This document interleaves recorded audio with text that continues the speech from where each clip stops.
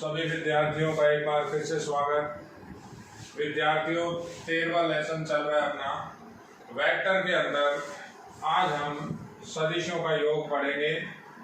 Vector का chapter बहुत important है, एक एक पॉइंट को आपको सावधानी से देखना होगा, तब इसके क्वेश्चन आंसर आप इजीली कर पाओगे। देखिए सदिशों का योग। अब योग की बात करते हैं तो योग आप पढ़ भी चुके हैं, लेकिन आप ये मान के चलिए आप वेक्टर के बारे में कुछ नहीं जानते, सब चीज आप नए सिरे से एक बार पुनः देख रहे हैं। तो सदिशों का योग किस तरह से होता है? सदिशों का योग करने के लिए हमारे पास दो नियम हैं। पहला है सदिश योग का त्रिभुज नियम और दूसरा है समानांतर चतुर्भुज में सदिशों का योग, समानांतर चतुर्भुज का नियम। तो पहला एक एक करके नियम पढ़ते हैं। पहला नियम लिख रहा हूं मैं, सदिश योग का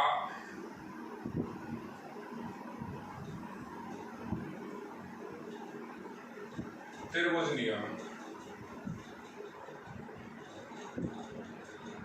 सदिश योग के त्रिभुज नियम के अंदर जो भी लैंग्वेज होगी वो मैं आपको वर्बली बताऊंगा, काम की चीज सारी लिखूंगा, बाकी आप सब कुछ नोट्स में आपको मिलेगा। लैंग्वेज आप वहां से नोट करेंगे, लैंग्वेज आप वीडियो से नोट नहीं करेंगे। वीडियो का मतलब आपको उसको समझना है, क्वेश्चन आंसर की कैलकुलेशन देखनी है, उसका तरीका देखना है। बाकी यही की सेम चीज मैं नोट्स बना रहा हूँ, आपको रोज नोट्स प्रोवाइड हो रहे हैं, आप नोट्स साथ साथ उतारिए। पहले आप वीडियो देखिए, उसके बाद आप तरीके से अपने नोट्स बनाइए। तो सदिश योग का त्रिभुज नियम किस तरह से काम करता है? यदि हमारे पास कोई त्रिभुज हो, किसी भी तरह का आपके पास कोई त्रिभुज है, इसकी तीन भुजाओं को यदि हम सदिश से निरूपित करें तो जो भुजा होती है, मेरी बातों को आपको अच्छे से सुनना पड़ेगा, जो भुजा होती है वो एक लेंथ यानी परिमाण का काम करती है। एक में से ऐसा मानता हूं, माना भुजा हमारी ए, बी और सी है। अभी मैंने ये लेंथ लिखी है, लंबाई लिखी है, परिमाण लिखा है। अब अगर इन भुजाओं को अपन सदिश में कन्वर्ट करें तो सदिश में किस तरह से कन्वर्ट होंगी? हमें इसमें दिशा देनी पड़ेगी। तो दिशा कैसे दे सकते हैं? इसकी दिशा ए कैप हो गई, इसकी दिशा बी कैप हो गई, इसकी दिशा सी कैप हो गई। देखिए कल वाली बात, एक एक वीडियो लेक्चर एक दूसरे से रिलेटेड है। अगर किसी ने 13.1 नहीं देखा तो 13.2 में उसको दिक्कत आएगी, 13.2 नहीं देखोगे तो 3 में दिक्कत आएगी। मैथ है तो लिंक आपको रखना पड़ेगा, सारे वीडियो आपको क्रम से देखने हैं, क्रम से नोट्स बनाने हैं। तो मैंने अब ये जो सदिश बनाए, पहले का नाम हमारा हो गया ए वेक्टर, दूसरे का नाम हो गया बी वेक्टर और तीसरे का नाम हो गया हमारा सी वेक्टर। देखिए लैंग्वेज क्या है इसकी? यदि किसी भी त्रिभुज में तीनों भुजाओं को हम सदिश से निरूपित करें, अब मैं ये जो तीनों भुजाएं हैं इनको मैं कोई भी सदिश डालता हूं, जैसे ए वेक्टर, बी वेक्टर और सी वेक्टर। लंबाई की बात करें तो यहां से यहां तक की लंबाई ए है, यहां से यहां तक की लंबाई बी है और यहां से यहां तक की लंबाई सी है। त्रिभुज की तीनों भुजाओं को यदि सदिश से निरूपित करें तो कोई भी दो समान दिशा की भुजाओं का जो योग होगा, जैसे कोई भी दो समान डायरेक्शन ले रहा हूं, देखिए ये डायरेक्शन इधर से इधर चल रहा है और ये इधर से इधर आ गया, तो डायरेक्शन कैसा हुआ? जैसा अपना एरो का निशान चल रहा था, अगर ये रेखा एक ही लाइन में ऐसे चलती, ये रेखा उधर आती, तो तीर का निशान कैसा है? यानी ये जो दिशा है कैसी है? समान दिशा है। यदि कोई भी दो सदिश समान दिशा के हों तो निश्चित रूप से जो तीसरा सदिश होगा वो विपरीत दिशा में होगा और इन दोनों का जो योग होगा वो इस तीसरे के योग के बराबर होगा। इन दोनों का योग इस तीसरे के मान के बराबर होगा। तो ये सेम डायरेक्शन, इसकी डायरेक्शन कैसी लेनी पड़ेगी? एंटी, ये एंटी डायरेक्शन हो गई। देखिए इधर से इधर चले, इधर से इधर आए और ये विपरीत डायरेक्शन है। तो सदिश योग का जो त्रिभुज नियम है वो कहता है किन्हीं भी दो सदिश की डायरेक्शन सेम हो तो उसका योग तीसरी सदिश भुजा के बराबर होगा। लेकिन कब होगा? जब वो तीसरी सदिश भुजा विपरीत दिशा में हो। तो अपन यहां इस तरह से कह सकते हैं ए प्लस बी बराबर होगा सी वेक्टर के। ये सदिश योग का त्रिभुज नियम। आप कैसे भी समझिए इसको। एक दूसरा एग्जांपल लिखा, ये देखिए, मैंने लिखा अल्फा वेक्टर, मैंने लिखा बीटा वेक्टर और मैंने लिखा गामा वेक्टर। अब डायरेक्शन दे दी तो देखिए, आप मेरे तरफ तीर के निशानों को देखिए, ये दो सेम डायरेक्शन है। गामा और अल्फा की डायरेक्शन सेम है, गामा सदिश अल्फा सदिश की डायरेक्शन सेम है। तो जो गामा सदिश और अल्फा सदिश का योग होगा वो तीसरी भुजा के बराबर होगा। लेकिन कब होगा? जब तीसरी भुजा कैसी हो? विपरीत दिशा में हो। ये देखिए, तीसरी भुजा हमने कहा बनाई? विपरीत डायरेक्शन में। तो ये बीटा वेक्टर के बराबर होगा। इसको बोलते हैं हम सदिश योग का त्रिभुज नियम। इसे समझना है, आपका पढ़ा हुआ है 11th क्लास में। ऐसे ही सेम एक दूसरा है समानांतर चतुर्भुज नियम। समानांतर चतुर्भुज नियम ये भी अपना योग के काम में आता है। समानांतर चतुर्भुज आपको कंडीशन मालूम होनी चाहिए। फॉर एग्जाम्पल, मेरे पास कोई ये समानांतर चतुर्भुज लिखा हुआ है। पहले पूरा नोमेनक्लेचर कर देता हूं, ए बी सी डी। तो अगर ये समानांतर चतुर्भुज है तो 100% ए बी की लेंथ जो होगी वो डी सी के बराबर होगी और ए डी की जो लंबाई होगी वो बी सी के बराबर होगी, पहली बात। और समानांतर चतुर्भुज है तो ये जो सामने की भुजाएं होती हैं वो आपस में समानांतर होती है। अब इस नियम को कैसे समझोगे? समानांतर चतुर्भुज की कोई भी दो संलग्न भुजाएं ले लीजिए आप। संलग्न का मतलब कनेक्टेड। जैसे इस पॉइंट से कनेक्टेड आपने एक भुजा ये ले ली, दूसरी भुजा ये ले ली। अगर समानांतर चतुर्भुज की दो संलग्न भुजाएं सदिश रूप में दी गई हो, जैसे इस ए बी का मान हमने ए वेक्टर ले लिया, ऐसा लिख रहा हूं, ए बी वेक्टर बराबर ए वेक्टर, और ये जो ए डी वेक्टर है अगर अपन इसको बी वेक्टर बताएं, किसी भी समानांतर चतुर्भुज के अंदर दो संलग्न भुजाएं अगर हैं तो जो इसके अंदर डायगोनल होता है, इन्हीं संलग्न भुजाओं से निकलने वाला विकर्ण जो होगा उस विकर्ण का मान इन दोनों भुजाओं के सदिश योग के बराबर होगा। तो अगर इस विकर्ण की बात करें तो इस विकर्ण का जो हम वैल्यू लिखेंगे, यानी जो मेरी AC वेक्टर की वैल्यू आएगी, वो AC वेक्टर क्या होगा? इसका और इसका एडिशन। विकर्ण भी कैसा? इसी संलग्न भुजा से निकलने वाला। तो इसको अपन क्या लिखेंगे? A vector plus B vector. ऐसा लिख सकता हूं। अगर ये AC वेक्टर को आप R वेक्टर बताते हो तो R वेक्टर की वैल्यू हो जाएगी आपकी A vector plus B vector. अब इसके अंदर, इसी के अंदर अपन इसका कॉन्सेप्ट देखते हैं। देखिए, दो त्रिभुज हैं। ये त्रिभुज नंबर 1 है, पहला त्रिभुज है। नीचे वाले त्रिभुज को छोड़िए, आप पहले त्रिभुज को देखिए। पहले त्रिभुज में सदिश योग का त्रिभुज नियम लग सकता है। कैसे लग सकता है? अभी अपन ने बताया, जो ये ए बी है ये डीसी के बराबर है। समानांतर चतुर्भुज है तो ये दोनों के दोनों समानांतर होंगी। ये डायरेक्शन इस डायरेक्शन के बराबर होगी। डायरेक्शन यानी जो ए बी की दिशा है, ए से बी की दिशा है, वही डी से सी की दिशा होगी। और जो ए से डी की दिशा है वही बी से सी की दिशा होगी। तो ए डी की डायरेक्शन और बी सी की डायरेक्शन सेम होगी। बिल्कुल क्लियर? तो मेरे पास डी सी वेक्टर का मान भी ए वेक्टर ही आएगा और बी सी वेक्टर का मान भी मेरे पास बी वेक्टर आएगा। अब पहले आप पहले नंबर के ट्राइंगल को देखिए, पहले त्रिभुज को देखिए। इसके अंदर अगर अपन त्रिभुज नियम लगाएं तो देखिए दो ये सेम डायरेक्शन है। सेम डायरेक्शन आपको बोर्ड पे ये डायरेक्शन एरो से इंडिकेट है, एरो देखने इधर से इधर, ये सेम डायरेक्शन देखिए। तो मैं ऐसा लिख सकता हूं पहले के अंदर b + a, और ये जो दूसरी डायरेक्शन है ये एंटी डायरेक्शन हो गई। डायरेक्शन तो इधर से इधर है, तो आना इधर से इधर चाहिए था, विपरीत डायरेक्शन हो गई। तो इसका मान किस सदिश के बराबर है? r सदिश के बराबर है। देखिए ये भी वही बात लिखी हुई है, सेम वही बात है। नीचे वाले आप ट्राइंगल में आ जाइए, ये दूसरे नंबर के त्रिभुज में आइए, इसमें भी वही बात चल रही है। किस तरह से बताओगे आप? कोई भी दो सेम डायरेक्शन पकड़ो, देखो ये पहली डायरेक्शन और ये दूसरी direction same, a + b equal हो गया। ये एंटी डायरेक्शन हो गई, किसके इक्वल हुई?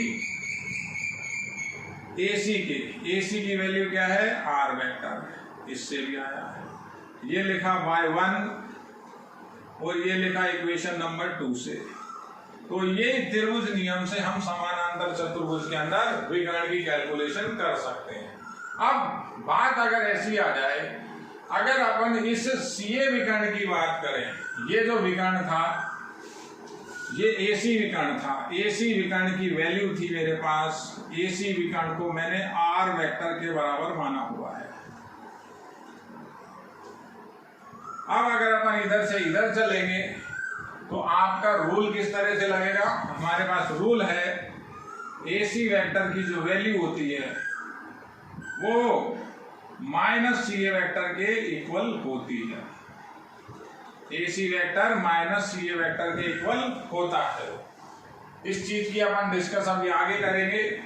सबसे पहले आप ये देखिए सदिश योग का त्रिभुज नियम और समानांतर चतुर्भुज नियम। इसके बाद मैं आपको बता रहा हूं पोजीशन वेक्टर, सबसे इंपॉर्टेंट है स्थिति सदिश। स्थिति सदिश को देखिए आप, देखिए विद्यार्थियों, अब बात करते हैं सबसे इंपॉर्टेंट टॉपिक है इसके अंदर पोजीशन वेक्टर। बिना पोजीशन वेक्टर को समझे आप वेक्टर का चैप्टर नहीं कर पाओगे। पोजीशन वेक्टर बिल्कुल सिंपल है, लेकिन इसको एक बार आपको तरीके से समझना पड़ेगा। पोजीशन वेक्टर की मैंने एक लैंग्वेज लिखी हुई है। लैंग्वेज बड़ी सिंपल है, लैंग्वेज को एक बार समझिए आप। कहता है किसी भी बिंदु A का जो पोजीशन वेक्टर होता है PV, पोजीशन वेक्टर, किसी बिंदु A का पोजीशन वेक्टर स्थिर बिंदु के सापेक्ष उसकी स्थिति को बताता है। स्थिर बिंदु को अपन मूल बिंदु ले सकते हैं, ऐसा कोई कंपलसरी नहीं है कि जो स्थिर बिंदु लेंगे वो मूल बिंदु ही हो। अब मैं आपको इसको क्लियर करूंगा, इसको अच्छे से समझना है। अगर आपके क्लियर हुआ तो आपको सदिश योग का कोई त्रिभुज नियम नहीं लगाना पड़ेगा, कोई समानांतर चतुर्भुज नियम नहीं लगाना पड़ेगा। इसकी हेल्प से आप काफी चीजें कर लेंगे। किसी भी बिंदु A का जो पोजीशन वेक्टर है, कोई भी बिंदु हो, A नहीं लें, अगर कोई सा भी बिंदु XYZ, कोई भी बिंदु, उसका जो पोजीशन वेक्टर होता है वो स्थिर बिंदु के सापेक्ष उसकी स्थिति को व्यक्त करता है, उसकी पोजीशन को डिफाइन करता है, इसलिए इसका नाम हमने पोजीशन वेक्टर रखा हुआ है। समझिए आप इसको अच्छी तरीके से। मान लेते हैं मेरे पास कोई ये बिंदु A है। अब ये जो A बिंदु है ये आपका किसी भी तरीके से हो सकता है, समतल के अंदर भी हो सकता है, ये समतल की बात है, और ये 3D के अंदर भी हो सकता है, स्पेस में भी हो सकता है। जैसे ये पेन है तो ये पेन की जो टिप हो गई, ये बिंदु हो गया। अपन अभी ये जनरल बात करें, ना 2D की बात करें ना 3D की बात करें। अब अगर अपन इस बिंदु का पोजीशन वेक्टर निकालना चाहें तो मुझे एक मूल बिंदु या एक स्थिर बिंदु चाहिए। मान लेते हैं मूल बिंदु आपका ये O है यहाँ, तो इस O को अपन प्रारंभिक बिंदु बताएंगे, ये अंतिम बिंदु हो जाएगा। O से A तक जो वेक्टर बनेगा उसके अंदर हम ऐसा लिखेंगे, जो A का पोजीशन वेक्टर A की जो स्थिति को बताएगा वो ये O बताएगा। लैंग्वेज क्या लिखी जाती है? A का स्थिति सदिश ए का पोजीशन वेक्टर बराबर होता है, इस तरह से लिखा जाता है इसको ओ ए वेक्टर। इस चीज को आपको अच्छी तरीके से समझना है।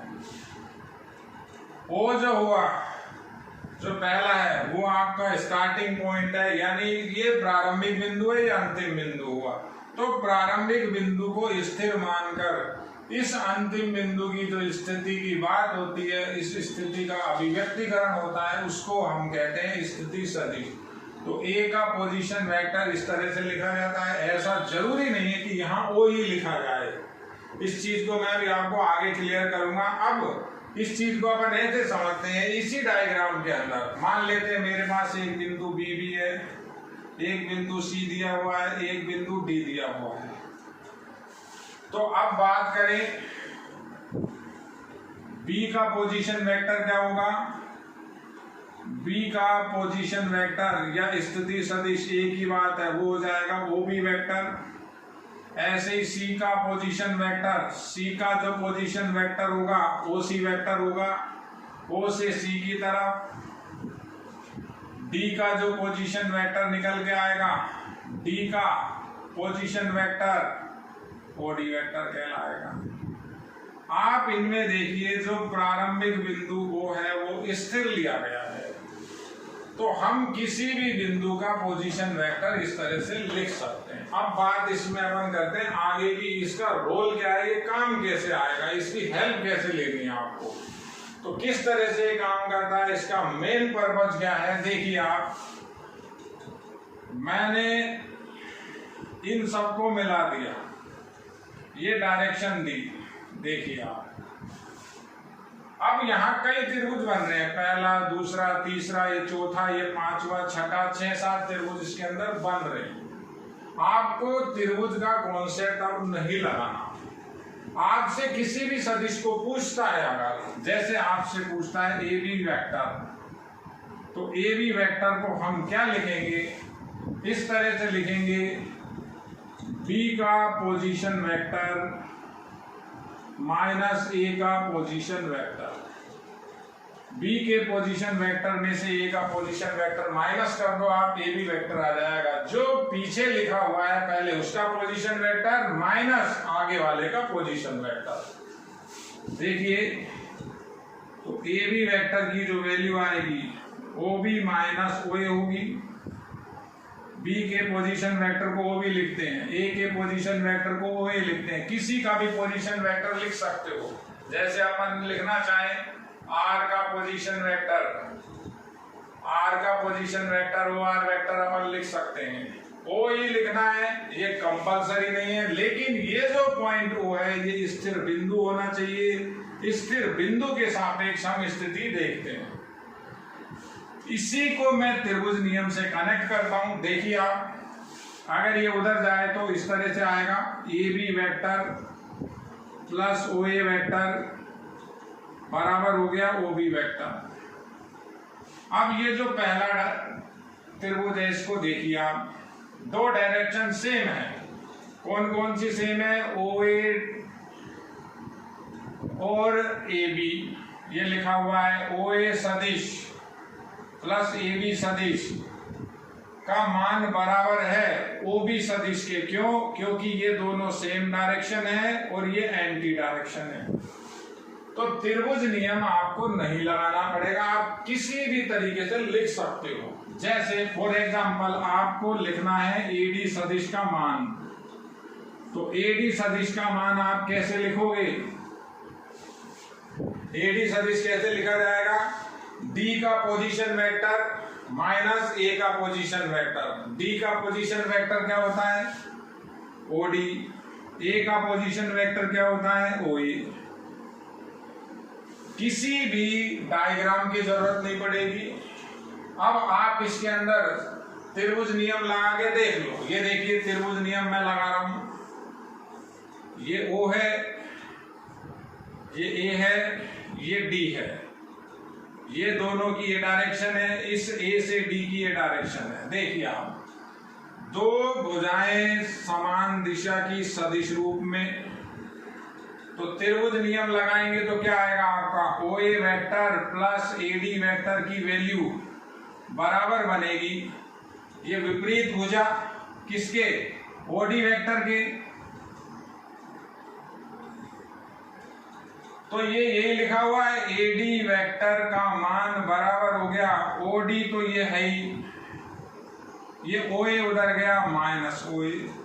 ये देखिए ये त्रिभुज नियम है और ये हमने पोजीशन वेक्टर काम में लिया है। तो पोजीशन वेक्टर का कॉन्सेप्ट बिल्कुल आसान है, इसमें कुछ भी नहीं करना। आपको किस तरह से लिखना है, देखिए कोई भी आपके पास वेक्टर है, जैसे वेक्टर दिया हुआ है आर एस सदिश, आर एस वेक्टर को आप क्या लिखेंगे, एक बार तो ऐसा लिखना पड़ेगा, कैपिटल आर का पोजीशन वेक्टर हिंदी में भी लिख सकते हो, माइनस पहले एस का, पहले जो पीछे हो, आर एस वेक्टर बराबर एस का पोजीशन वेक्टर माइनस आर का पोजीशन वेक्टर। तो आर एस वेक्टर की जो वैल्यू आएगी क्या आ जाएगी, एस का पोजीशन वेक्टर ओ एस होता है, लिखा हुआ है देखिए, ए का position vector O A, B का position vector O B, C का ओ सी, डी का ओ डी। तो एस का position vector O S minus R का पोजीशन वेक्टर क्या हो जाएगा, ओ आर वेक्टर। अब यहां आपको कोई त्रिभुज नियम नहीं लगाना, हमने कंसेप्ट काम में लिया है पोजीशन वेक्टर का। पोजीशन वेक्टर के अंदर एक बिंदु को हम स्थिर रखते हैं और दूसरे बिंदु की उस स्थिर बिंदु के सापेक्ष स्थिति देखते हैं। ये बात आप अच्छे से समझिए, ये कंसेप्ट है आपका पोजीशन वेक्टर का। त्रिभुज नियम की आपको जरूरत नहीं पड़ेगी, त्रिभुज नियम भी आपको मैं बता रहा हूं, इसको देख लीजिए एक बार, फिर देखते हैं आगे।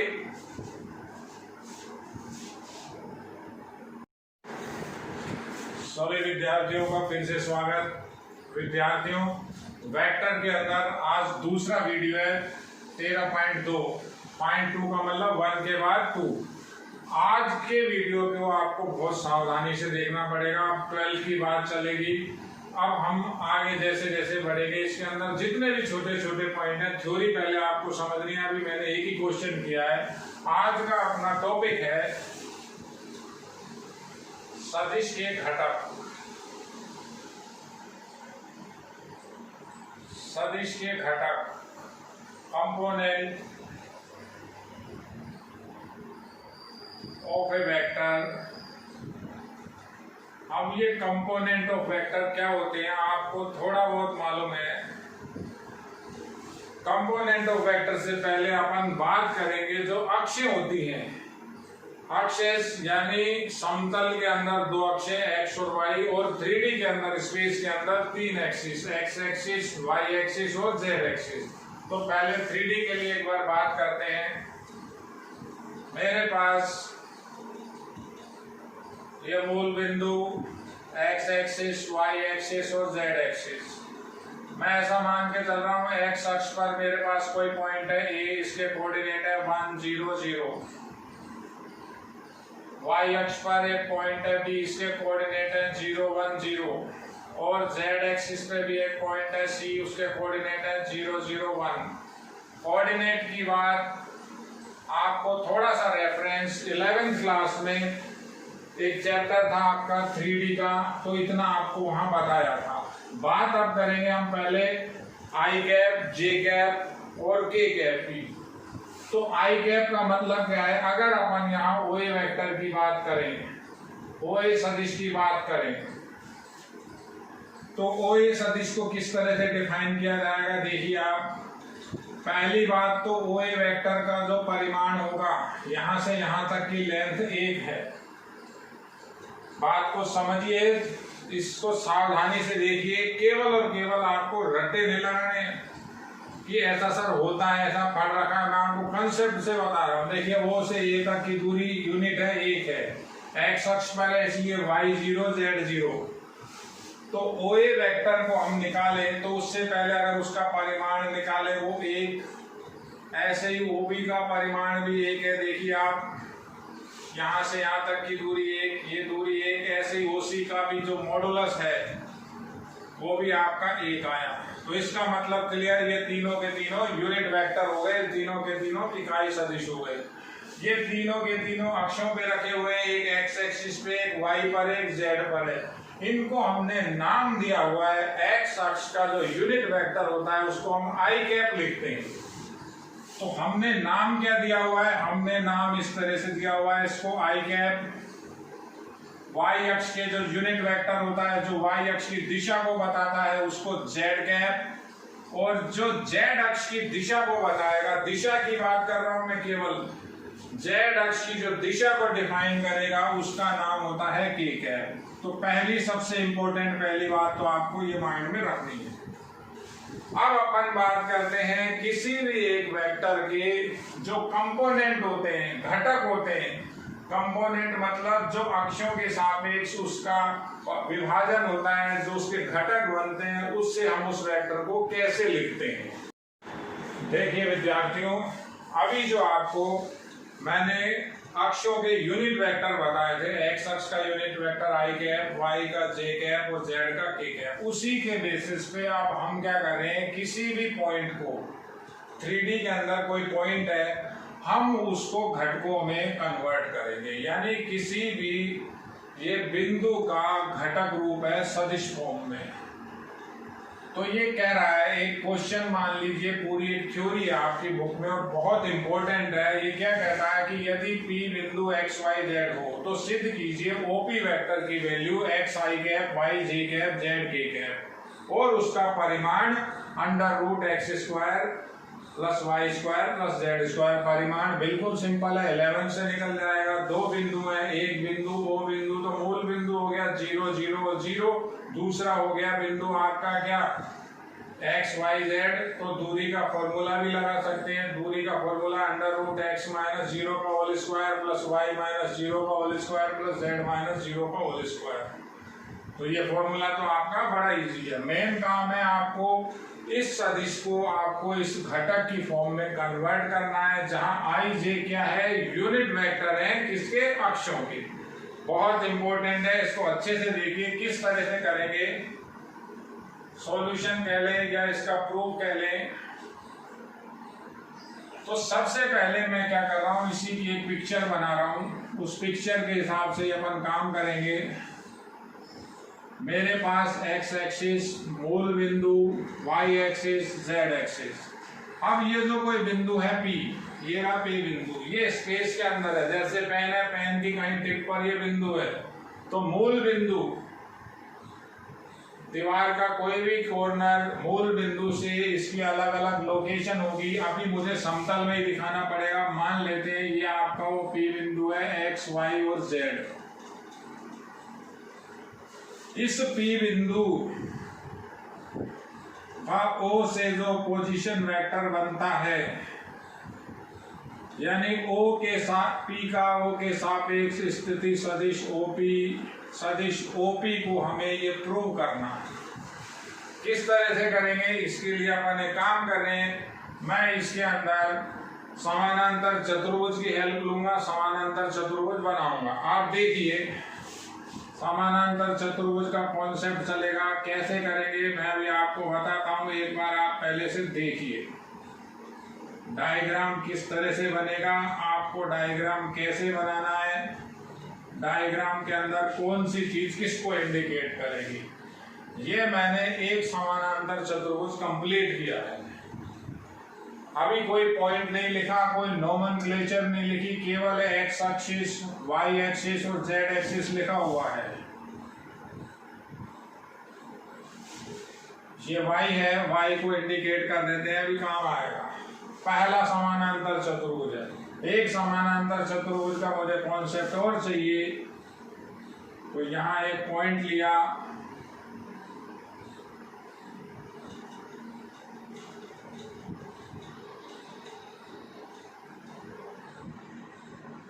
ये एक दूसरा समानांतर चतुर्भुज हुआ।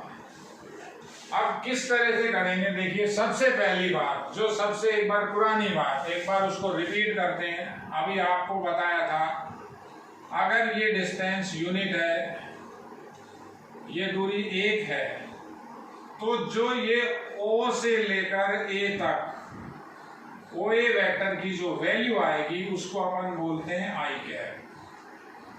परिमाण एक हो गया, परिमाण गुना दिशा।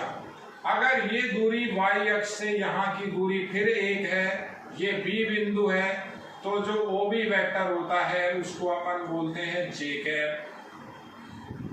और अगर फिर ये बिंदु आपका वापस यहां से यहां तक की दूरी एक है, ये C बिंदु है, तो OC को अपन बोलते हैं K कैप। ये बात कंप्लीट हुई, उसी के बेसिस पे अपन अब इसको कर रहे हैं। अब क्या है, हमारे पास ये तो अक्षों के यूनिट वेक्टर थे, अब मुझे इस पॉइंट के लिए बात करनी है। तो इस पॉइंट में जो ये x पॉइंट है पहला, यानी इस बिंदु की x एक्सिस से दूरी, वो दूरी मान लेते हैं यहां से लेकर यहां तक की दूरी है ये।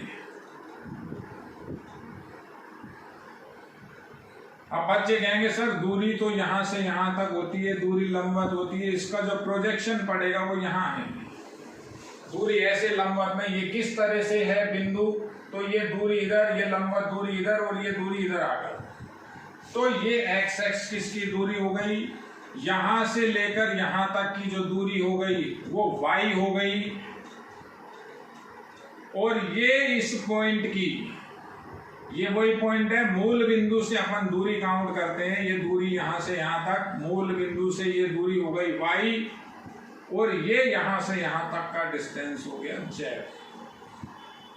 ओरिजिन से दूरियों की ये कंडीशन हो गई x y z के अंदर। अब आगे तो मैं अगर यहां नाम दूं, किसी का कैसा भी नाम दें, जैसे इसको नाम दिया हमने A, ये नाम दिया B, ये नाम दिया C, तो जो जो पॉइंट निकल के आ रहे हैं मैं सामने लिख रहा हूं, ऐसा क्लियर समझ में आ रहा है। जो ये OA वेक्टर होगा, डायरेक्शन इधर से इधर, बाहर की तरफ, O से A की तरफ। अब क्या क्या लिखा जाता है किसी वेक्टर में, उसका परिमाण और उसकी दिशा। परिमाण हुआ y और दिशा हुई इस y की, y एक्सिस है, इसकी दिशा होती है आपकी j कैप से इंडिकेट। ऐसे ही OC की वैल्यू, परिमाण x और दिशा i कैप बताता है। इसी तरह से ये OB की जो दूरी हो गई, दूरी OB तो क्या हो गई z। अब जब वेक्टर बनाया तो डायरेक्शन और लगाई k कैप से। पहली बात तो आप ये कंफर्म करिए, क्लियर।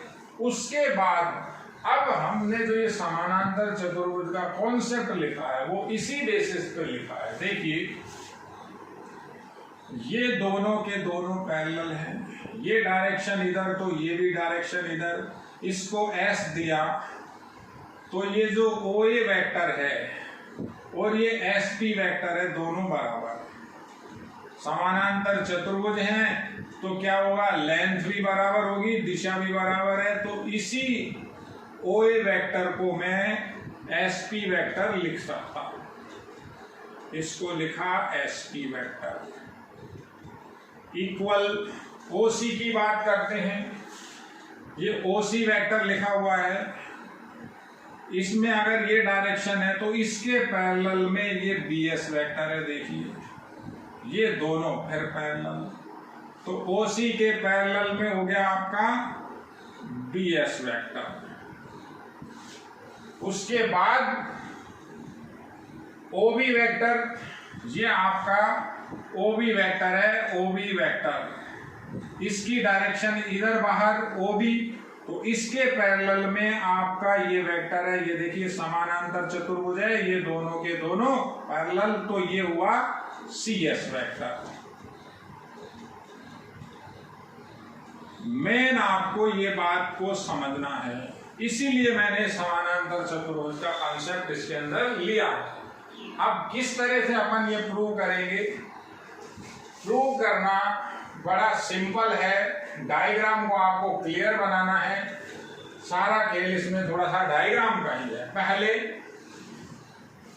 अपन ये ट्रायंगल ले रहे हैं, देखिए आप त्रिभुज ये लिया मैंने, ये डायरेक्शन इधर बाहर। देखिए त्रिभुज का नाम लिख देता हूं OPS में, त्रिभुज OPS में सदिश योग का त्रिभुज नियम लगाएं। तो किस तरह से लगाएंगे? ये दो डायरेक्शन तो सेम है, देखिए पहली दूसरी, ये एंटी डायरेक्शन है। तो एंटी डायरेक्शन कौन सी? एंटी डायरेक्शन का मान बराबर होगा, दो सेम डायरेक्शन है, OS वेक्टर के प्लस SP वेक्टर के। बिल्कुल क्लियर। अब जिसकी वैल्यू अगर अपने पास है तो मैं वैल्यू भी रख सकता हूं। मेरे पास अगर यहां से कोई वैल्यू है, जैसे SP की वैल्यू है मेरे पास YJ के, तो एक बार तो रखें OP वेक्टर बराबर OS वेक्टर, SP वेक्टर की वैल्यू है YJ कैप। इसको समीकरण नंबर 1 दे दिया सारे को ही। अब आगे बात करते हैं OS वेक्टर के अंदर। आइए आप देखिए ये OS वेक्टर है, इस OS वेक्टर में भी अपन एक त्रिभुज बनाते हैं। कौन सा त्रिभुज बनाते हैं? ये त्रिभुज लिया, देखिए आप मेरे हाथ की तरफ देखिए, मैं लिख रहा हूं त्रिभुज OCS में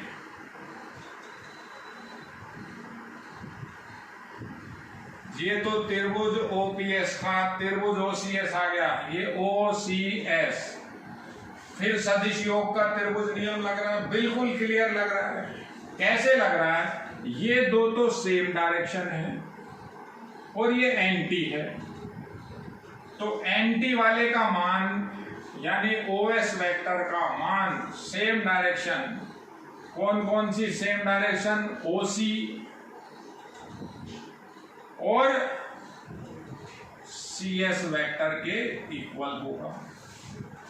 इस वैल्यू को अपन यहां रखें तो OP वेक्टर की वैल्यू आई OC plus CS plus YJ cap, तो OP वेक्टर आ गया मेरे पास। अब किस किस की वैल्यू हमारे पास? OC की वैल्यू है, OC की वैल्यू लिखी XI कैप प्लस CS का जो मान है वो भी यही लिखा हुआ है, CS और OB इक्वल है। ये रहा, ये OB था, समानांतर चतुर्भुज है, ये CS है, ये दोनों भी इक्वल है।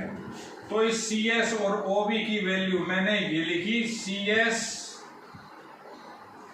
यहां लिखा CS OB YZ के कैप, इसकी वैल्यू आई। CS की वैल्यू क्या लिखेंगे? Z के कैप, और ये लिखा हुआ है YJ कैप। तो ये इसका आपका घटकों में वियोजन हो गया। तो OP वेक्टर का हमारे पास फॉर्मूला बना XI कैप, क्रम से लिख रहा हूं YJ कैप और ZK कैप। ये OP वेक्टर है। किताबों में आगे चल के OP वेक्टर को R वेक्टर बताएगा कहीं कहीं, तो कोई भी नाम दो, इससे कोई फर्क नहीं पड़ता। R वेक्टर स्मॉल में लिखना चाहो तो। ये आपकी बात हुई किसी भी सदिश का, किसी पोजीशन वेक्टर का घटकों में कन्वर्ट किस तरह से किया जाता है। घटकों के अंदर अपन ने इसको कन्वर्ट किया। अब बात करते हैं परिमाण की। तो परिमाण निकालने का एक सिंपल सा फॉर्मूला लगाइए आप। ये दो बिंदु हैं, O है 0 0 0 और ये है आपका XYZ। तो कोई भी दो पॉइंट हो स्पेस के अंदर, उनके बीच की दूरी निकालनी हो तो दूरी का सूत्र लिख सकते हैं सिंपल, R बराबर OP वेक्टर, वेक्टर हट जाएगा, या ऐसा लिखें OP सदिश, या इसको हम लिखें R वेक्टर। ये देखिए चारों चीज एक ही बात को बता रही है। ये किसको बता रही है? परिमाण को, संकेत अलग अलग। तो हमारे पास जो OP सदिश का परिमाण आएगा वो आएगा अंडर रूट x माइनस 0 का होल स्क्वायर, y माइनस 0 का होल स्क्वायर और z माइनस 0 का होल स्क्वायर। तो ओपी वेक्टर का परिमाण अपने पास फाइनली आया x square y square z square.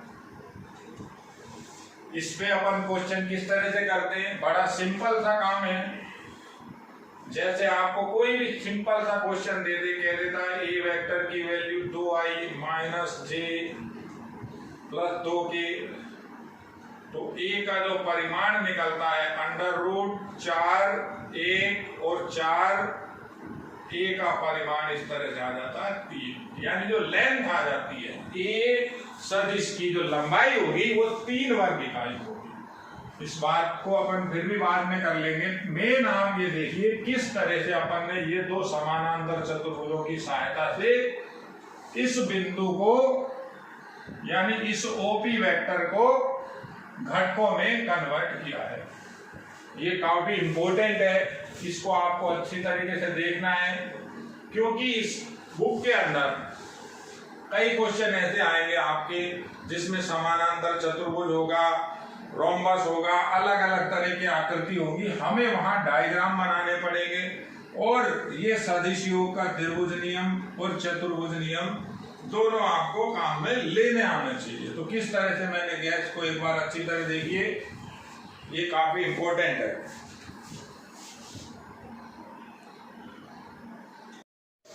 देखिए विद्यार्थियों, बोर्ड के ऊपर दो क्वेश्चन लिखे गए हैं, दोनों के दोनों क्वेश्चन 1 नंबर के अंदर पूछे जाते हैं। इसी तरह का क्वेश्चन आता है बोर्ड में। पहले क्वेश्चन के अंदर कह रहा है एक सदिश दिया हुआ है घटकों के रूप में, तो कह रहा है इस सदिश के अनुदिश मात्रक सदिश ज्ञात कीजिए। दोनों इसीलिए एक साथ लिखे, आपको इनके अंदर जो फर्क है, जो डिफरेंस है वो भी बताना है। पहले सवाल की बात करते हैं। इस सदिश का एक तरह से हमें इकाई सदिश निकालना है। कह रहा है इस सदिश के अनुदिश, अनुदिश का मतलब होता है जो दिशा होगी वो इसकी होगी, यानी इस स्वयं की दिशा में हमें इकाई सदिश ज्ञात करना है। सिंपल सवाल है, भाषा को थोड़ा सा पकड़ना है। ये सवाल ऐसे भी पूछ सकता था, लेकिन ऐसे वो पूछेगा नहीं। कह सकता था, दूसरी लैंग्वेज ये थी i minus 2j k cap का इकाई सदिश ज्ञात कीजिए। तो दोनों की दोनों एक ही बात है। ये वाली लैंग्वेज पूछी जाती है, कहता है इस सदिश के अनुदिश यानी इसकी दिशा ले लेंगे। अब यूनिट वेक्टर कैसे निकालते हैं अपन, बिल्कुल सिंपल सवाल है। सॉल्यूशन लिखेंगे आप। इस सदिश को अपन मान लेते हैं, मान लिया एल्फा वेक्टर बराबर i cap minus 2j cap plus k cap. तो एल्फा कैप की वैल्यू पूछ रहा है, क्या आएगी, एल्फा वेक्टर अपॉन उसके परिमाण का भाग। सिंपल क्वेश्चन, एल्फा की वैल्यू लिखी हुई है i minus 2j plus k cap, divide करेंगे परिमाण। आपको इससे पहले फॉर्मूला बताया, i के गुणांक का वर्ग प्लस j के गुणांक का वर्ग प्लस k के गुणांक का वर्ग। किस तरह से, 1 का होल स्क्वायर प्लस माइनस 2 का होल स्क्वायर प्लस अगेन 1 का होल स्क्वायर। तो एल्फा कैप की वैल्यू बनी, ये आपका काउंट किया 4 5 6 1/√6 i cap minus 2j cap plus k cap. ये आपका इस सदिश के अनुदिश यूनिट वेक्टर हुआ। ये पहला सवाल बड़ा सिंपल। ऐसे ही क्वेश्चन नंबर 3 देखिए आप, कह रहा है इस वेक्टर के अनुदिश, यानी अनुदिश का मतलब दिशा इसकी हो और 7 इकाई परिमाण वाला सदिश पूछ रहा है। परिमाण होना चाहिए 7 इकाई। तो किस तरह से समझेंगे, माना दिए सदिश के अनुदिश, माना दिए सदिश के अनुदिश यानी दिशा कौन सी हो, दिए गए सदिश की 7 इकाई परिमाण वाला सदिश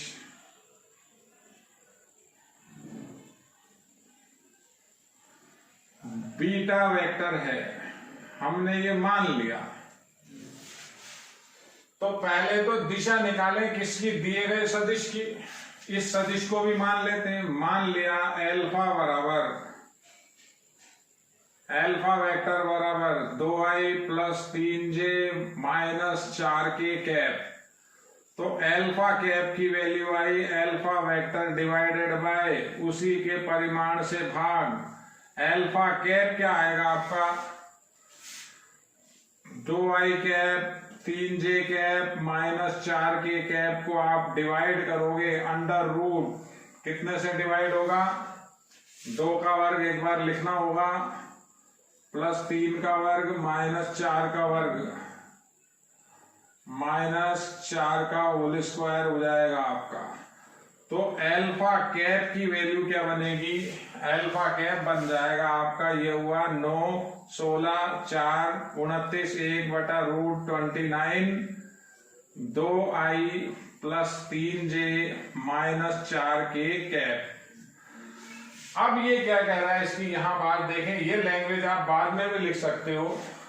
कह रहा है इस दिए गए सदिश के अनुदिश, यानी दिशा तो ये हो गई, ये तो केवल किसको बता रहा है, दिशा को बता रहा है। हमने जो 7 इकाई परिमाण वाला सदिश बीटा मान रखा है, हमें वो निकालना है। तो एक बार यहां लिख रहा हूं, देखिए। तो जो बीटा वेक्टर होगा उसमें दिशा क्या हो गई उसकी, तो दिशा तो लिखी अल्फा कैप, और परिमाण कितना 7, तो 7 से गुणा किया, ये हमारा आंसर बनेगा। तो बीटा वेक्टर की वैल्यू आएगी, इस अल्फा कैप को 7 से इंटू कर लेते हैं, सिंपल 7/√29, ये as it is 2i plus 3j minus 4k cap, ये इसका आंसर। देखिए दोनों सवालों में आप थोड़ा सा फर्क देखिए, किस तरह से दोनों के अंदर फर्क है।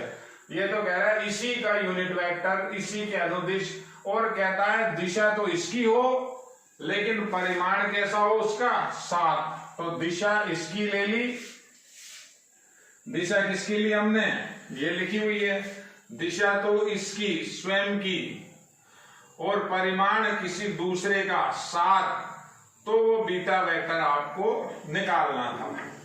देखिए आप इसी तरह से क्वेश्चन नंबर एक और करते हैं। तीसरा क्वेश्चन देखिए आप, ये क्वेश्चन आपके बोर्ड में 1 नंबर के अंदर पूछे जाते हैं, आपको उसका मतलब समझना पड़ेगा, जो भाषा है उस भाषा का अर्थ समझना पड़ेगा। क्वेश्चन नंबर 3 का काम है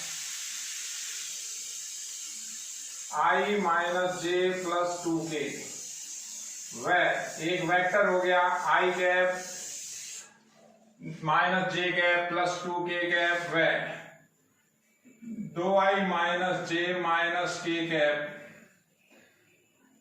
के परिणामी के